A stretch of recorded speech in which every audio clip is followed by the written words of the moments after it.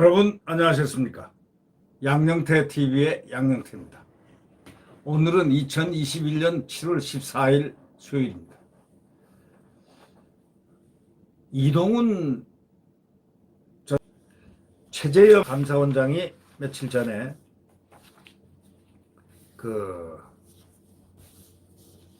대선 대권 선언을 한 바가 있습니다.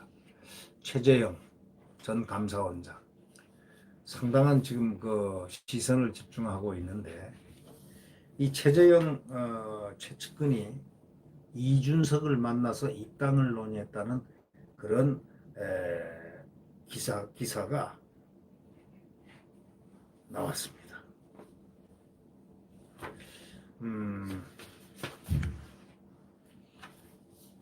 결국 이 단독인데요. 단독 기사인데 조선일보 이 단독 기사인 것 같습니다. 이 최재형 최측근, 조선일보 기자가 아니고 노석주 기자, 노석주 기자, 조선일보 기자 같습니다. 그런데 이 국민의힘 입당 물밑 교섭을 하고 있는 게 아닌가, 이런 언론의 보도인데요. 우선 제 의견부터 한번 말씀드리겠습니다. 최재형이가 지금 덥석 이준석을 만나서 만약에 입당을 논의해서 입당을 하게 된다면 자칫 잘못하다 유승민한테 먹히는 그런 결과가 되지 않을까, 들놀이가 되는 그런 결과로 가지 않을까 하는 그러한 우려가 나옵니다. 저는 최재형 전 감사원장을 모르기 때문에 어떤 분인가만 피상적으로 언론을 통해서 들은 바밖에 없습니다만은, 제가 우선 이 단독 보도에 대한 견해를 말씀드리자면, 지금 이준석을 만나 입당을 논의하는데 최재형 측근이, 물론 본인은 아닙니다. 최재형 씨는 아닌데 이 물밑 교섭을 하고 있는 게 아닌가 하는 단독 보도를 보면서 제가 얼뜻 느낀 거는, 이거 자칫 잘못하다가 유승민에게 먹히는 거 아닌가. 국민의힘 용광로 속에서 녹혀지는 한 가지의 어떤 기폭제가 되지 않을까, 이런 느낌이 듭니다. 최재형 전 감사원장 측근이 그저께 국민의힘 이준석 대표를 비공개로 만났다는 겁니다.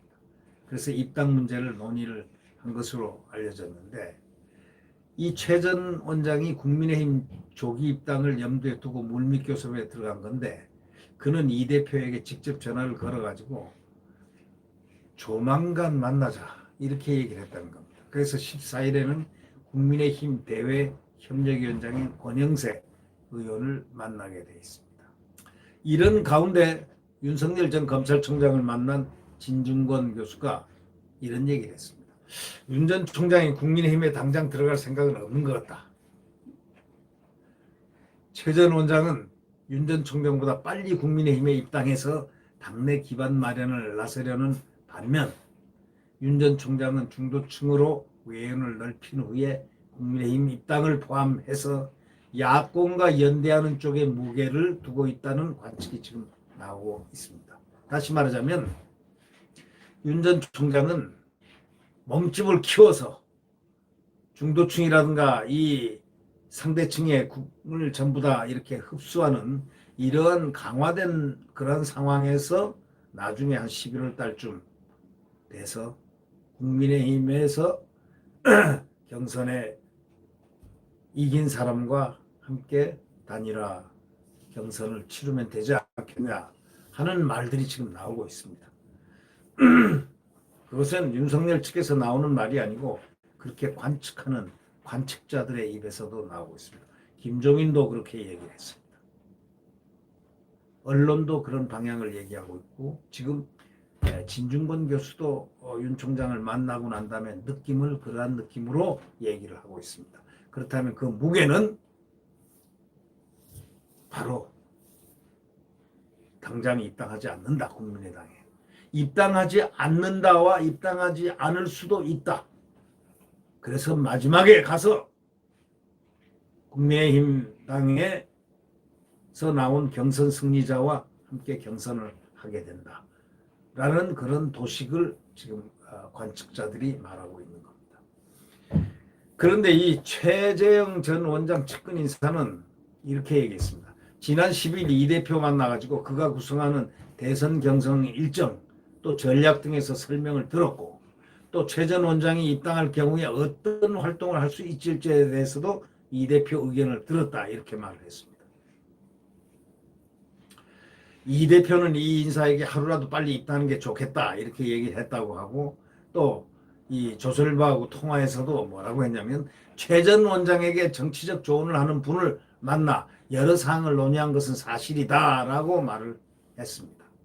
결국 최 전 원장은 이날 이 대표에게 직접 전화를 걸어가지고 지난 8일 부친상에 조문해 준 데 대해서 감사 인사를 전하면서 조만간 만나자는 뜻을 전했다는 것입니다. 최 전 원장 측근들은 이미 대선 캠프 구성에 들어갔습니다. 최 전 원장 측의 이런 움직임은 국민의힘 조기 입당을 염두에 둔 것이라는 분석이 나오고 있습니다. 한 야권 인사는 최 전 원장의 약점은 상대적으로 낮은 인지도와 정치권에 이렇다 할 기반이 없다는 점인데 윤 전 총장보다 빨리 입당해가지고 이런 약점을 보완 충전하자, 극복하자 이러한 발상이 아닐까라고 이렇게 말하는 야권 인사들도 있습니다. 또 그것이 상당히 이해력이 빠른 그러한 키워드일 수도 있습니다. 그러나 그것은 하나의 약점을 보완하는 그 당사자 입장에서는 그러한 표현을 빌릴 수도 있겠지만 또 한편으로 과연 국민의힘 이준석 당, 이준석이라는 특정한 그 대표 성향 및 그의 과거력, 그의 정치 이력이 없는 점, 또 그가 유승민과의 깊은 관계, 그 다음에 탄핵에 대한 그의 견해 등등 이런 걸 모두 조합을 해볼 경우에 결국은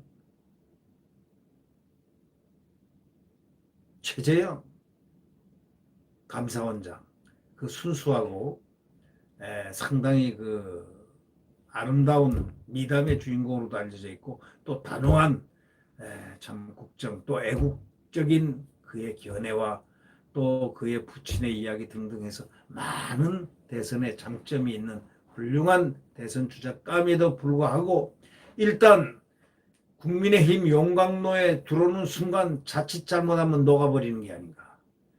이준석의 의도대로 또 유승민의 의도대로 녹아버리지는 않을까 하는 그러한 그를 그나마 조금 아껴보는 사람들이 안타까운 눈망울을 똘똘 굴리고 있을 수도 있다.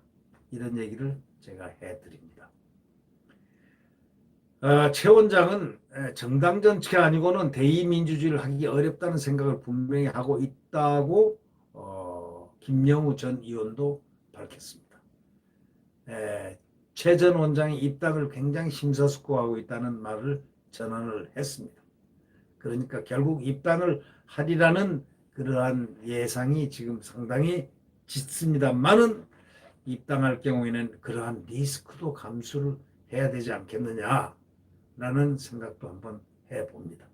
네, 구독 버튼과 엄지를 눌러주시면 감사하겠습니다.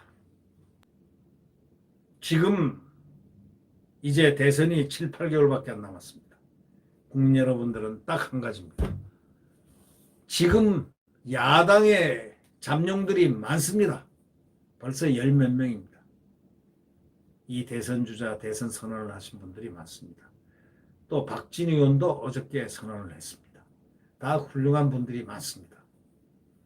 이런 중에서 경선을 통해서 이제 딱 한 사람을 뽑아내는 예지. 그래서 야권 단일화로 정권 교체를 반드시 이루어야 된다는 것. 바로 이것이 대한민국의 소생, 대한민국이 자유민주주의가 대한민국 헌법이